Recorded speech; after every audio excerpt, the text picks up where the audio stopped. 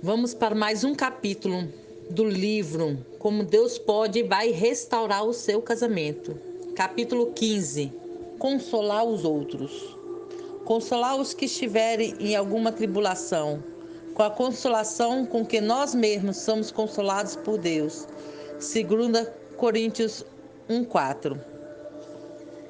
Deixe-me começar afirmando a você que basicamente todos os princípios desse livro irão ajudá-la a restaurar seu casamento.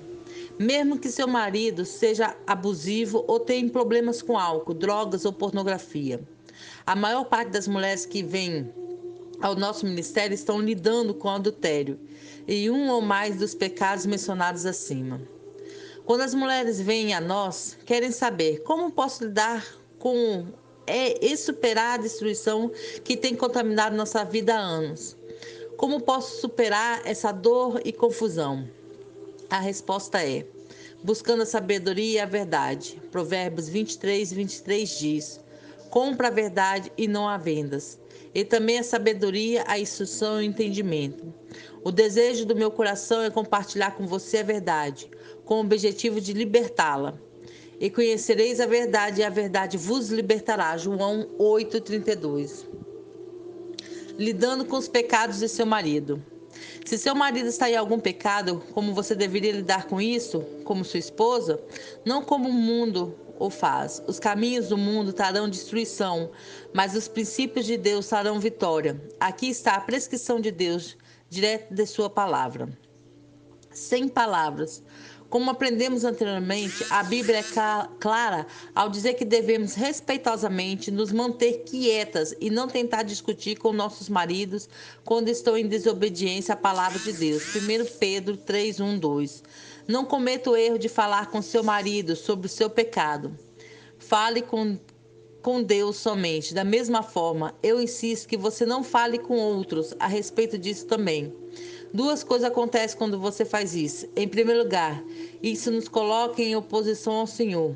Aquele que murmura de seu próximo às escondidas, eu, Deus, o destruirei. Salmo 101:5. Em segundo lugar, quando você descobre pecados e fraquezas dele aos outros, isso faz com que seja quase impossível para ele voltar e se arrepender. Quando qualquer um na igreja e todos seus familiares e amigos sabe que ele tem vivido em adultério ou algum outro pecado, você fez com que isso seja quase impossível para ele voltar atrás. Nós não devemos confessar os pecados dos outros. Confessar seus próprios pecados é bem diferente de revelar os pecados dos outros. Isso também traz sua própria maldição. E viu Cão e o pai de Canaã a nudez do seu pai, e fez saber os ambos seus irmãos no lado de fora. E disse Noé: maldito seja Canaã. Gênesis 22:25. Esse versículo confirma o princípio que lemos anteriormente no Salmo 101:5. Foi dito que nós não devemos difamar ninguém. Entretanto, eu estou ciente de que o mundo é difícil manter tudo que está vivendo com um segredo. E por isso que nós foi dito em Mateus 6:6, entra no seu aposento e fechando a tua porta, ora o teu pai que está em secreto, e teu pai que vê em secreto te recompensará publicamente. Quando você não tiver ninguém com quem falar, você tem que despejar seu coração para Deus. De qualquer forma, Ele é o único que pode realmente mudar seu marido e sua situação. Mas quando contamos a todos o que perguntam o que irão escutar, quando falamos no telefone por horas sobre isso, ou até mesmo despejamos tudo isso com nossos pastores e conselheiros, falharemos em usar esta urgência em nosso aposento fechado. Eu encorajo mulheres a fazer o que funciona. Eu sei pessoalmente que isso funciona e que qualquer outra solução não funciona. Jejue. A melhor forma de libertar o marido que está preso ao pecado é jejuar e orar por ele. Porventura não é este o jejum que escolhi, que soltes as ligaduras da impiedade, que desfaças as ataduras do jugo, e que deixes livres os oprimidos e despedaces todo o jugo. Isaías 58:6. Há muito sobre o jejum nos outros capítulos. Vence o mal com o bem. Há outra forma de superar o mal fazendo bem. Não te deixes vencer do mal, mas vence o mal com o bem. Romanos 12:21.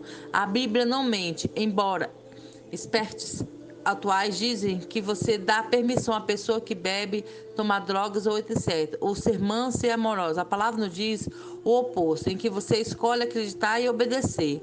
O amor é uma das armas mais poderosas que temos e é garantido que funciona. Deus diz que como devemos lidar com nossos inimigos, com aqueles que nos machucaram. Amar seu marido agora, no meio de seu pecado, é certamente vencer o mal com o bem. Provérbios 10, 12. O amor cobre todos os pecados.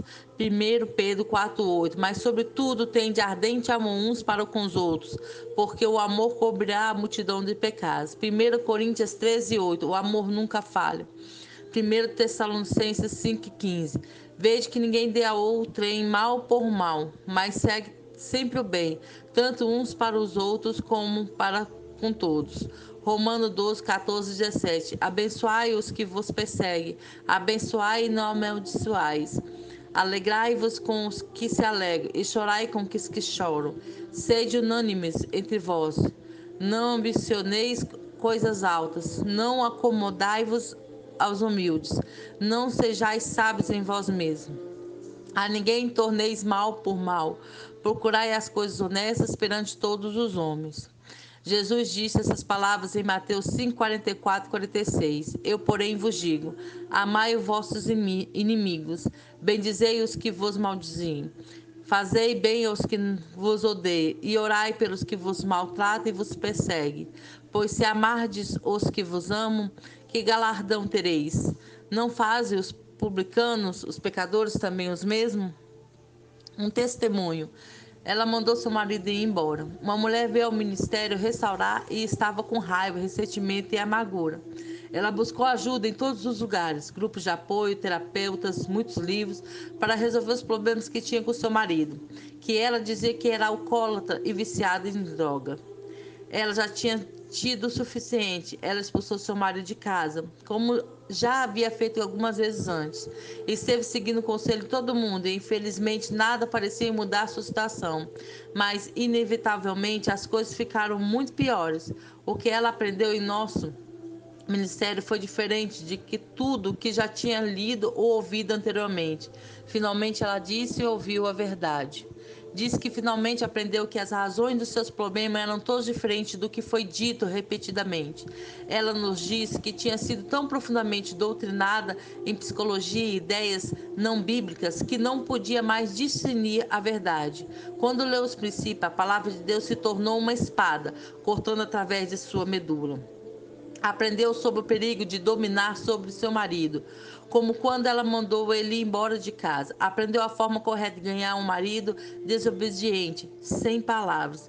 Aprendeu como lidar com um homem que estava preso ao pecado do álcool, a jejuar e orar por ele. Ela aprendeu que uma separação forçada encoraja o adultério e sempre aumentaria suas provações. Dentro de uma semana, leu todos os versículos listados e marcou-os em sua Bíblia. Para o seu espanto, ela não podia encontrar nenhuma base bíblica para as ações que tinha tomado com seu marido. Ela até ligou para sua igreja e implorou que eles lhe mostrassem que o que estava fazendo era realmente correto. Diz que precisava desacreditar os versículos que leu. Eles não puderam dar a ela nenhuma base bíblica, apenas encorajaram-na a manter seu marido fora de casa e não permitir que ele voltasse. Em toda sua confusão, dor e raiva, essa mulher realmente estava procurando pela verdade. Finalmente pediu que seu marido voltasse para casa. Então ela deu a ele o respeito como a cabeça de seu lar e como líder espiritual, pela primeira vez em seu casamento. A reconstrução do seu lar não foi nem fácil e nem rápida, embora tenha sido sempre estável. Seu marido depois confessou que esteve planejando cometer adultério após ela ter forçado que ele fosse embora. Seu marido teria estado em casa há mais de 9 anos, livre de drogas e do álcool. Ele até diácono numa grande igreja.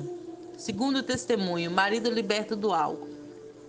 Uma mulher contatou o nosso ministério. Ela atingiu o máximo com o alcoolismo do seu marido. Tentou aplicar todos os métodos que leu sobre os esposos alcoólatras. Entretanto, descobriu que cada recuperação era apenas temporária. Seu casamento estava despedaçado. Eles se tornaram estranhos. Ela sentia que se ele realmente a amasse, ele pararia de beber. Do outro lado, seu marido estava convencido de que ela não o amava mais por causa da forma com que o estava tratando. Ele disse que o tratamento dela, como se fosse doente, apenas fez com que bebesse mais, pois sentia que não havia esperança. Ela disse que amava seu marido, mas todos os livros diziam que deveria afastar-se dele porque era codependente e ela havia se tornado a sua facilitadora. Ela nos disse que havia tentado de tudo e estava prestes a desistir. Nós a encorajamos a buscar a Deus. Ela disse que havia tentado isso. Disse que foi o seu pastor que confrontou o seu marido, o que apenas tornou as coisas mais difíceis. Ele saiu da igreja. Quando realmente chegou ao fim de si mesmo, clamou ao Senhor. Na manhã seguinte, encontrou uma mulher que teve seu casamento restaurado e que concordou em orar por ela. Apenas 2 semanas depois, quando pensava que seu marido estava no trabalho, recebeu um telefonema dele. Ele estava no Tinchaling, buscando ajuda. O marido dessa mulher tornou-se 3 meses depois um homem totalmente transformado, com anseio pelo Senhor. Ele se tornou líder espiritual de sua família e membro ativo em sua nova igreja. Você pode tentar de tudo, mas quando você faz isso, eu afirmo, somente torna as coisas ainda piores. Tente Deus somente, siga a Deus, confia nele e ele transformará a sua situação num instante. Não provoque. A Bíblia nos adverte. Não o molestes e com eles não contendas. Deuteronômio 2,19. Quando você provoca alguém que está sob o domínio das drogas, álcool ou da sedução de uma mulher adulta, você se coloca em grave perigo. Provérbios 18:6 nos diz: os lábios do tolo entram na contenda e a sua boca brada por açoites. Se a violência física se tornou parte do seu casamento, você precisa prestar atenção nesse versículo bíblico e garantir que isso não esteja acontecendo por causa de suas atitudes e palavras desrespeitosas para com seu marido. Deus adverte as mulheres para nem sequer falar com seus maridos quando estiverem sendo desobedientes à palavra de Deus e garantir que fiquem em silêncio com uma atitude respeitosa. Deus também nos diz em Efésios 5,33 que a mulher deve respeitar o marido. Com muita frequência, depois de você atacar verbalmente o caráter de seu marido, alguém desfere um golpe. Frequentemente, é a mulher que bate primeiro porque está muito magoado por algo que seu marido disse. Infelizmente, depois do primeiro soco, a violência física se torna uma norma. E é uma vez que a violência tenha sido trazida para dentro de um lar ou casamento, ela se transforma na maior parte da destruição. Terceiro testemunho, em suas próprias palavras. Eu li esse testemunho na revista de Coach with Silver. Estou reproduzindo isso para vocês, com a permissão da revista e da autora do artigo. A história seguinte é: eu espero um encorajamento para as outras que podem estar na mesma situação em que me encontrei. Deus tem muitas maneiras de alcançar seu povo e minha história pode fazer com que o endurecimento de coração me chame de raca ou tola, mas o Senhor alcançou meu marido através de algumas circunstâncias difíceis. Eu peço, queridas irmãs, que vocês não coloquem meu nome no final do artigo, pois me preocupo com meu marido não receba a honra que lhe é devida aos olhos de minhas filhas se elas lerem isso. Meu marido e eu crescemos numa comunidade com uma igreja e casamos como namoradinhos de colégio. Eu sempre fui uma mãe que ficava em casa e meu marido era mecânico de automóveis. Nós vínhamos de famílias muito diferentes. Ele cresceu com 4 irmãos e 2 irmãs. E eu vim de uma família com apenas 2 garotas. Os membros de sua família estavam sempre discutindo alto, brigando e dando um soco aqui e ali quando estavam fazendo valer seu ponto de vista. Minha família era muito quieta. Quando eu e minha irmã brigávamos, o fazíamos silenciosa e maliciosamente. Não usávamos palavras para provocar uma a outra, fazíamos algo para nos vingarmos. No início do nosso casamento, éramos bebês na fé cristã, mas eu tinha sede por mais de Deus. Meu marido estava contente exatamente onde ele estava há 23 anos. Ele tinha feito uma confissão de fé e sabia que tinha sido salvo. Isso era bom o suficiente para ele. Eu, do outro lado, sabia que tinha de haver mais. Sabia que Deus era suficiente para me sustentar pelo resto da minha vida e queria viver com uma vida diferente do mundo e da minha volta. Nós lutávamos financeiramente. Com o nascimento da nossa primeira filha, mal estávamos dando conta em nosso apartamento de um quarto. Meu marido era como uma corda esticada. Eu tentava ter o bebê quieto para fazer a vida mais pacífica e menos irritante para ele. Nosso relacionamento era melhor durante os dias da semana, porque ele não estava muito em casa, mas brigávamos nos finais de semana. Então eu começava com a minha velha tática, que usei crescendo com a minha irmã. Eu não brigaria de volta, ou gritaria, ou berraria. Eu simplesmente me vingaria. Quando estávamos brigando, eu não fazia o jantar. Ou eu não lavava roupa por uma semana, ele tinha que vestir roupas sujas. Eu fazia algo que sabia que o intrigaria, mas não seria algo pelo qual ele poderia realmente me acusar.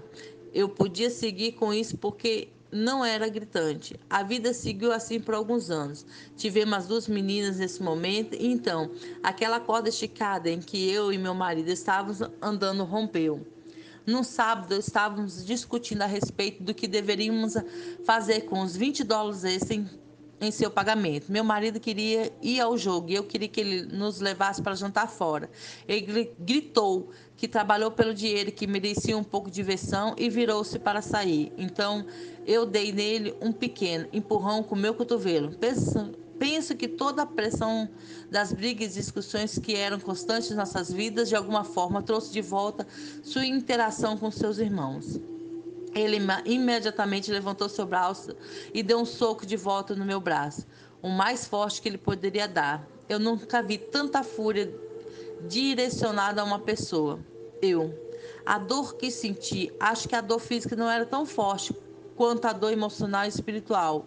Veja, eu tinha tentado crescer no Senhor em todas as áreas da minha vida, menos no meu casamento. Era uma tortura ler os versículos que falavam sobre o Senhor ser o noivo e nós sermos a noiva. E de alguma forma, nosso casamento deveria ser um exemplo de nosso relacionamento com Cristo. Isto era terrível. Se meu casamento e o relacionamento que tinha com meu marido eram de alguma forma semelhantes ao meu relacionamento com Cristo, então eu estava em grandes problemas. Acho que, uma vez que o limite tinha sumido, o tabu de bater em sua esposa havia sido quebrado. Meu marido se sentiu sem esperança. Mais e mais, brigar acabaria dessa forma. Eu tentava esconder isso das crianças, mas algumas vezes não havia como. Penso que isso me machucava mais do que qualquer outra coisa. O provérbio diz que os pais são as glórias dos filhos. Se os pais deveriam ser sua glória, então minhas filhas deviam se sentir traídas, desconfiadas de todas as coisas, até de Deus. Como elas estavam sendo ensinadas na palavra, elas se tornariam desconfiadas até na Bíblia, se algo não acontecesse para curar esse casamento destruído. Sim, mesmo que meu marido e eu ainda estivéssemos casados e não tenhamos nosso divorciado, nós tínhamos um casamento destruído. Nunca disse para minhas amigas da igreja o que estava passando. Disse a uma amiga íntima que minha prima estava passando por algumas coisas, para conseguir algum conselho ou falar sobre o problema. Mas todo o conselho que essa amiga me deu foi que eu devia abandonar o monstro. Disse que havia nomes para esse tipo de tratamento e que somente uma tola ficaria com um homem desses. Mas havia um problema. Era um voto que eu havia feito a Deus alguns anos atrás, que iria ficar com este homem na saúde e na doença, nos bons e nos maus momentos, até que a morte nos separe. E ainda que tivesse que não havia nenhum amor restante em meu ser pelo homem com quem me casei, eu ainda amava a Deus. Eu amava a Deus como cada fibra do meu ser. Eu o amava tanto que não quebraria meus votos de casamento, que eu disse diante dele 7 anos antes. Ficar com meu marido foi um compromisso que fiz ao Senhor no dia que casamos, diante dele. Eu me voltei para o vosso Pai Celestial. Tantas vezes no passado eu me voltei para os conselhos seculares e leituras. Eu ouvia meus amigos falarem mal dos seus maridos e tantas coisas mais. Eu sabia que a única forma de conseguir qualquer ajuda seria buscando o Senhor e encontrando Ele a sua ajuda. O Senhor revelou a verdade para mim de forma tão simples. Deveria parar de culpar meu marido, como o mundo nos diz para fazer, e olhar para as coisas que eu estava fazendo de errado e meu casamento, abandonando a aversão, a raiva, o ressentimento que sentia por meu marido. Decidi substituir essas emoções por perdão, compreensão e amor. Arrependi-me de vingar-me de tantas formas, com os objetivos de fazer meu marido sentir miserável, e o Senhor começou a me transformar. Há muito mais para dizer, mas deixe-me dizer apenas que Deus está no negócio da transformação. Se nem rendermos toda a nossa vida para Ele, Ele está presente para nos guiar através de horas mais escuras. Eu agora estou casada há 21 anos com o mesmo marido. No momento em que ele sentiu o ressentimento e ódio se esvaziando de cada poro do meu ser, então começou a sentir amor e perdão em relação a ele. Agora não discutimos como costumávamos, porque ambos nos amamos tanto que queremos que o outro quer.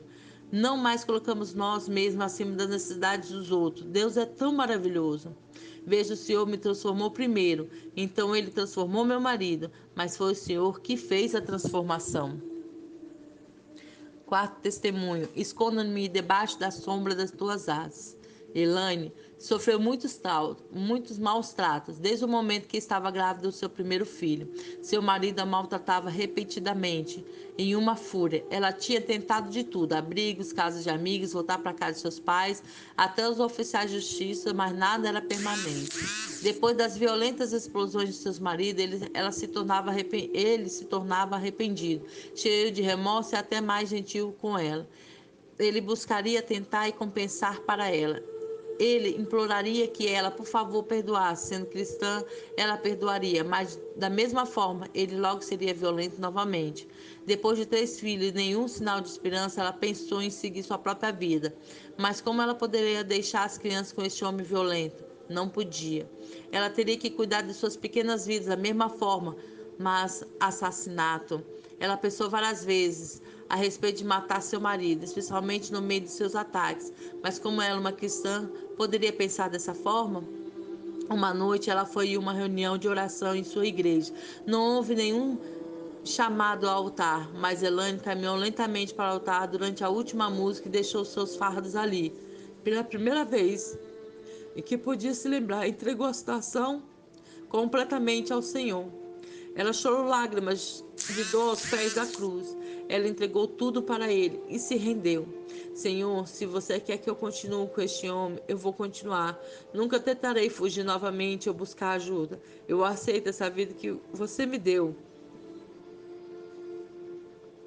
Meus filhos são seus.